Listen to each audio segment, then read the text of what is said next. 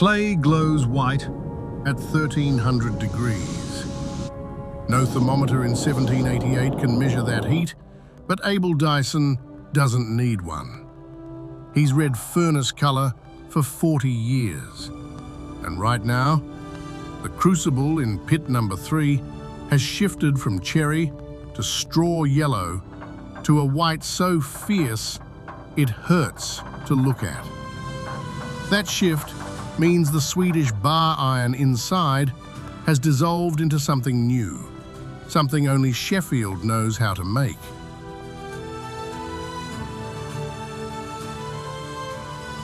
Crucible steel. The hardest, purest, most uniform metal on Earth. And this cramped melting shop on Green Lane is one of the few places where human beings can produce it. Sheffield sits on 5 rivers. Their water turns grinding wheels. But it's this, the crucible process that Benjamin Huntsman perfected 3 decades before, that makes Sheffield blades the finest cutting tools money can buy. The works belong to Silas Broadhead. He's a practical man, rose from forger's apprentice, still carries the calluses to prove it. And this morning, a letter sits on his counting house desk that will drive every furnace, anvil, and grinding stone in the building for the next 6 weeks.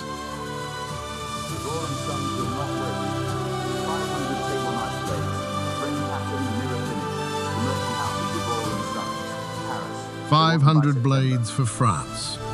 Not military steel, dinner knives. The kind of blade a Parisian gentleman uses to cut roasted pheasant, served on Sèvres porcelain. Sheffield makes the blade.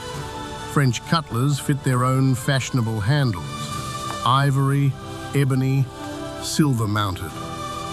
The arrangement has run for decades. Sheffield provides the steel that nobody else can match, and France provides the market that keeps Sheffield alive. But every one of those 500 blades starts here, in Abel Dyson's melting shop, in a clay pot the size of a man's head, buried in coke fuel, heated for 5 agonizing hours until iron surrenders its impurities and becomes something extraordinary. You can't rush the melt. The steel tells you when it's ready, if you've got the years to understand what it's saying. The crucible process begins with materials that seem almost primitive. Swedish bar iron, chosen because Scandinavian ore runs clean, low in sulfur and phosphorus. Pieces of old blister steel, broken up for carbon content. A handful of ground glass as flux to bind the impurities. Abel measures nothing by weight. He fills the crucible by eye, by the heft in his hands, by proportions learned from a master melter who learned from his master melter, a chain of physical knowledge reaching back to Huntsman himself. Each crucible is ceramic, made from local clay, fired hard, good for a single use. Abel packs 6 of them into the coke-filled furnace pit, seals the iron lid, and waits. 5 hours. The shop temperature climbs past what any comfortable person would tolerate. Abel and his assistant strip to the waist, skin glazed with sweat, faces ruddy from radiant heat that bakes exposed skin at 3 paces. And then, the critical moment. Abel lifts the furnace lid with iron tongs, peers into the white glare, and makes a judgment that no written instruction can teach.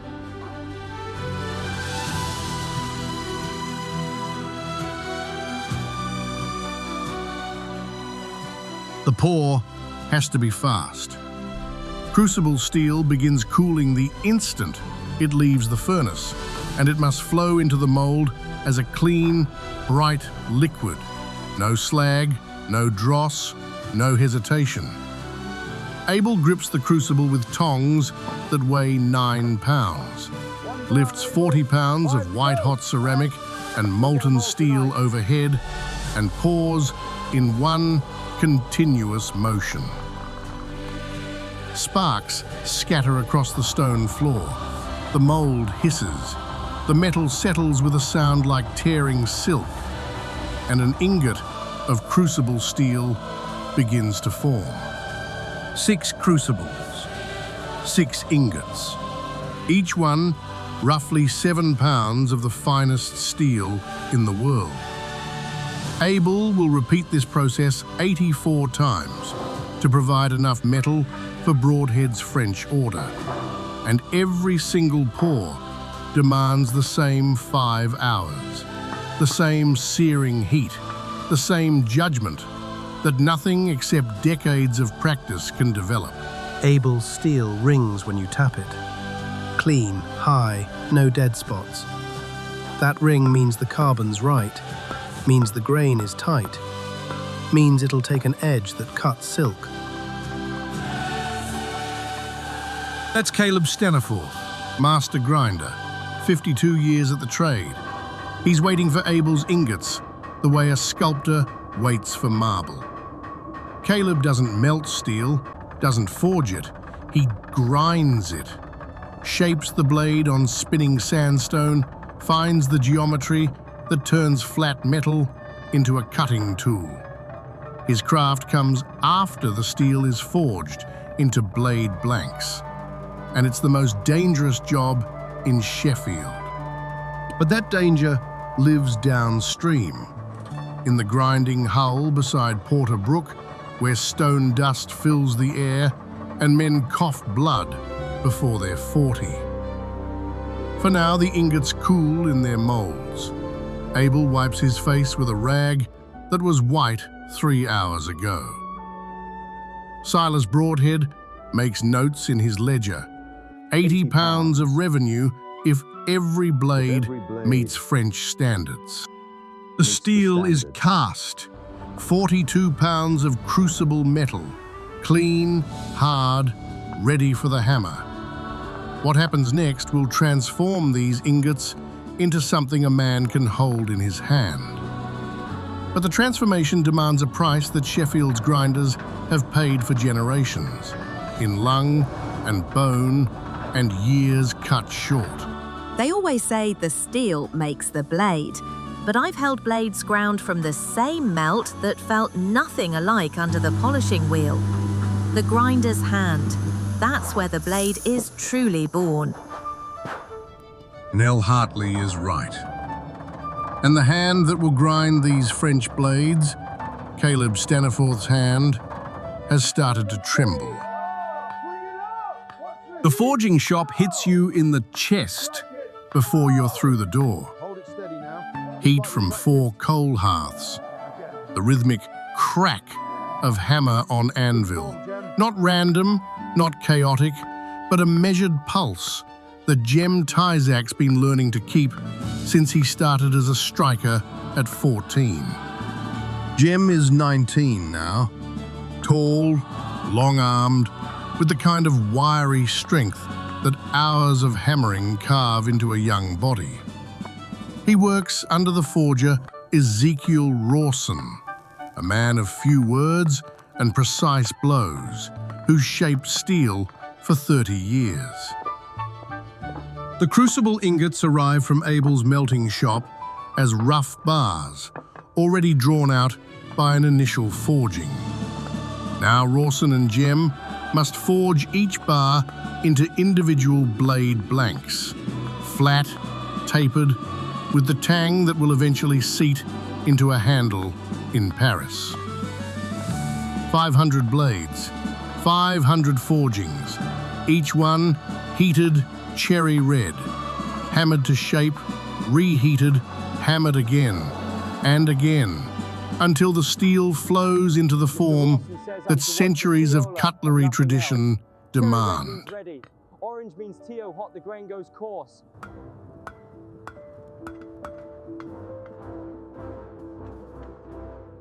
Colour isn't just temperature, It's communication.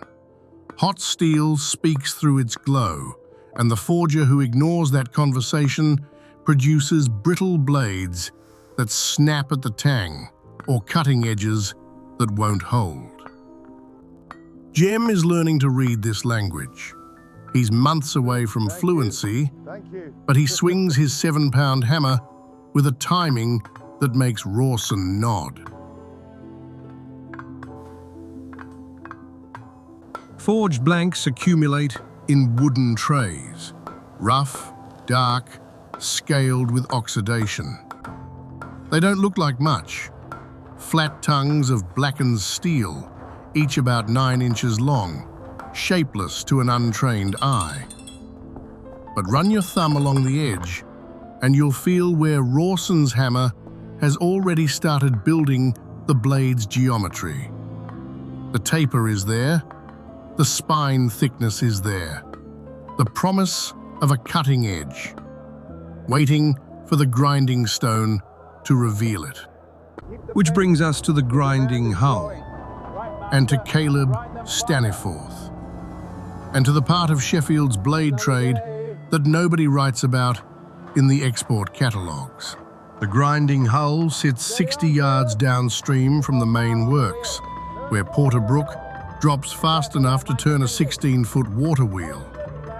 Inside, 4 massive sandstone wheels spin on iron axles, driven by the water through a system of gears and leather belts that fills the building with a low, constant growl that vibrates through the floor and into your bones. Caleb works in the dry grinding position. Wet grinding, where water constantly floods the stone, produces less dust but a rougher finish. Dry grinding produces a finer surface and a cloud of sandstone particles so thick the air turns grey within an hour. Every breath pulls stone dust into the lungs. Every year of dry grinding shortens a man's life. We know what it does to us. Every grinder knows. The trade pays well because of what it costs. 3 shillings a day, double what a factory hand earns. And the reason for the difference is the dust. Grinder's disease. The medical men call it silicosis, though that word won't be common for another century. In 1788, Sheffield grinders simply call it the grinder's complaint. It starts with shortness of breath, progresses to a cough that won't stop, ends with lungs so scarred that breathing becomes labor, then agony, then impossible. Average life expectancy for a Sheffield dry grinder, 29 to 31 years of age. Caleb Staniforth is 52. He's outlived every statistical prediction, and his lungs remind him daily that statistics eventually collect their debts. But watch him work. Caleb lies belly down on a wooden horsing, a padded plank suspended at chest height before the spinning stone. He presses a blade blank against the wheel with both hands, feeling the steel surrender to the grit through his fingertips. The angle changes constantly. 3 degrees here for the primary bevel, a subtle roll of the wrist for the secondary edge, a feather touch at the tip where the geometry must curve without weakening.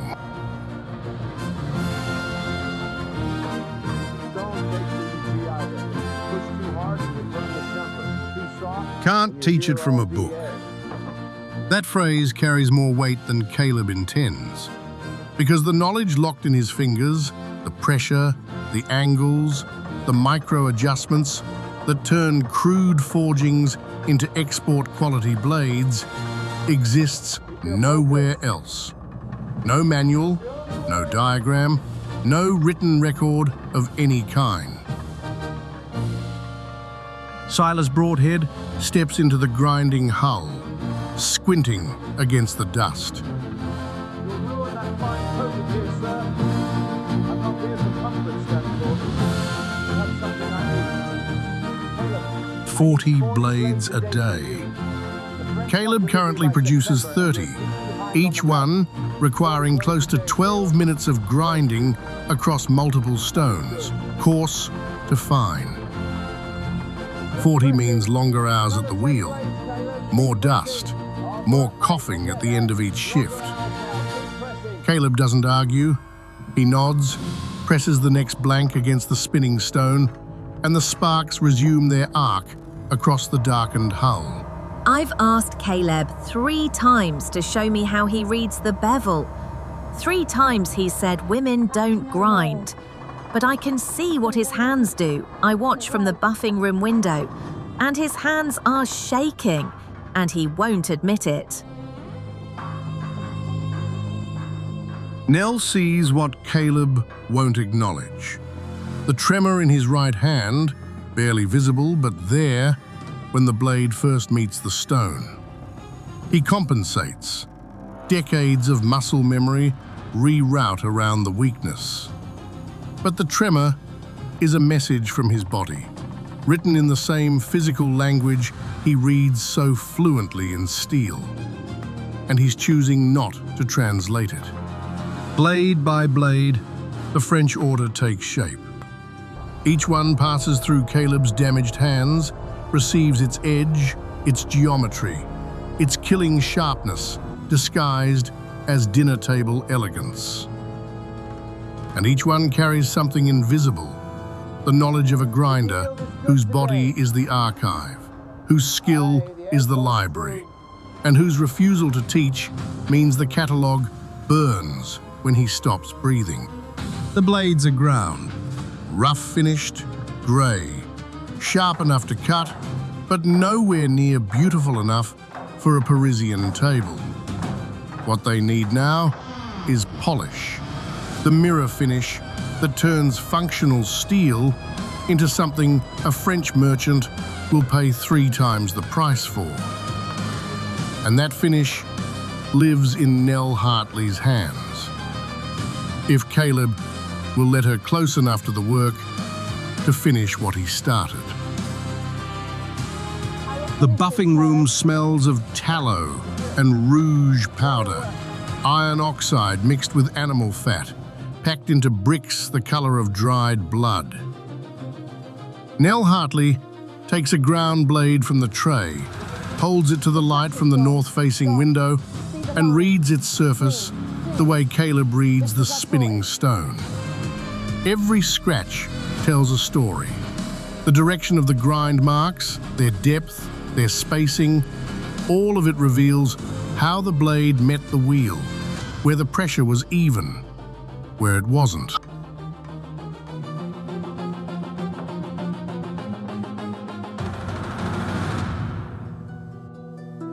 Nell presses the blade against a leather-covered wheel, spinning on a foot-powered lathe. Rouge compound coats the leather, abrasive enough to smooth grinding marks, fine enough to raise a polish. The blade moves across the wheel in long, sweeping passes. Each pass removes a layer of roughness measured in thousandths of an inch. 20 passes, 30. The grey steel begins to brighten. 40 passes, and the surface catches the window light and throws it back. Not as a dull reflection, but as a mirror. Clean, flawless, deep enough to read newsprint in. This is the transformation that commands the French premium. A ground blade costs pennies. A mirror-polished blade costs shillings. The difference is Nell Hartley's arms, her eye, her physical knowledge of how rouge interacts with crucible steel at exactly the right speed and pressure.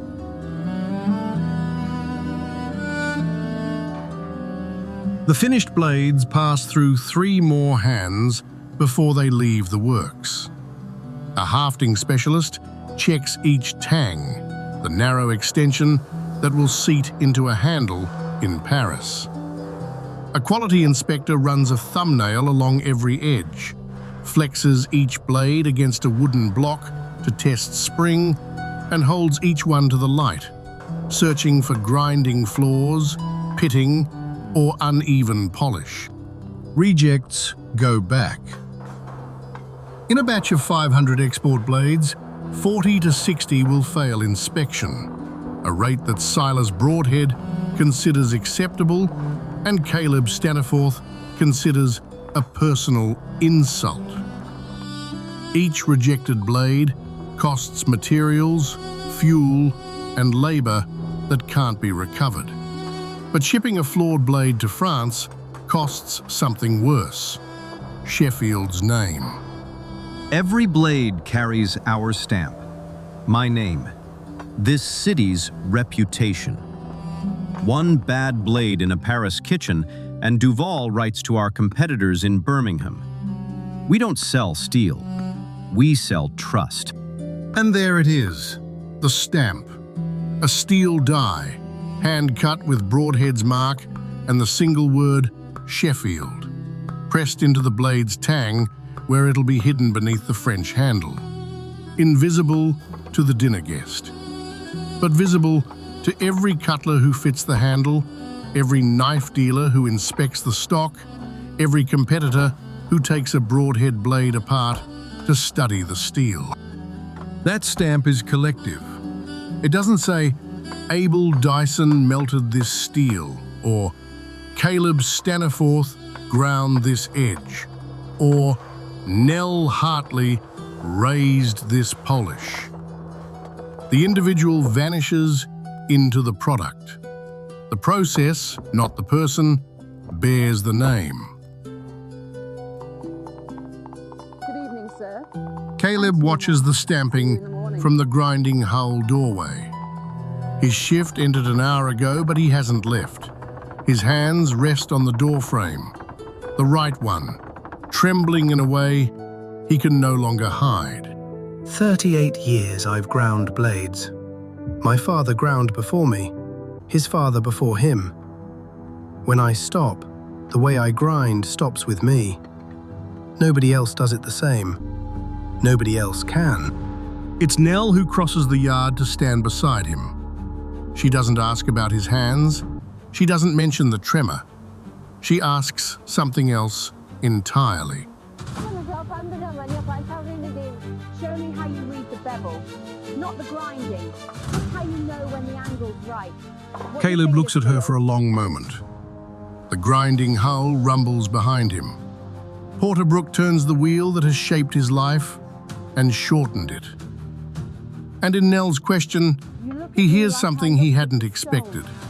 Not ambition, not challenge, but the same hunger for physical knowledge that drove him to the stone at 14. Take this blade, close your eyes, run your thumb along the bevel, G-easily. Feel where the angle changes. Right. Nell closes her eyes.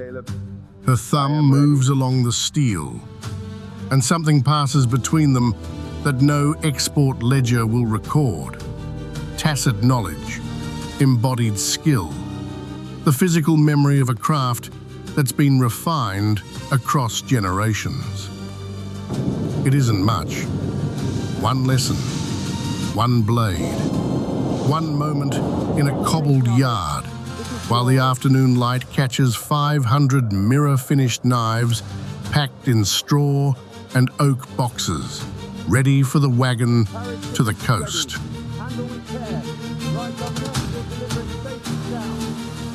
The boxes read, Broadhead's Cutlery Works, Sheffield, for Duval and Sons, Paris.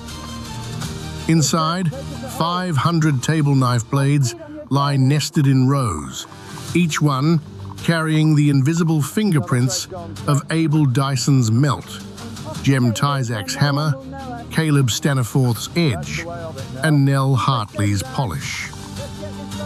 Swedish iron transformed through fire, water, stone, and human skill into objects that will outlast every hand that made them. Some of those blades still exist. 230-odd years later, antique dealers in France occasionally turn up English table knives with ivory handles and Sheffield stamps on the tangs. The steel still bright, still hard, still holding an edge. The crucible process is gone. The grinding hulls are ruins. The little mesters are history. But the metal remembers what the makers knew. And somewhere in that chain, from Abel's furnace to Nell's polishing wheel, the real legacy isn't the blade at all. It's the moment when knowledge passes from one pair of hands to the next. When a 52-year-old grinder with failing lungs decides that what he knows is too important to die with him. And a 24-year-old buffer with strong hands and sharp eyes reaches out to catch it. I can feel it. The angle, right there. Right there.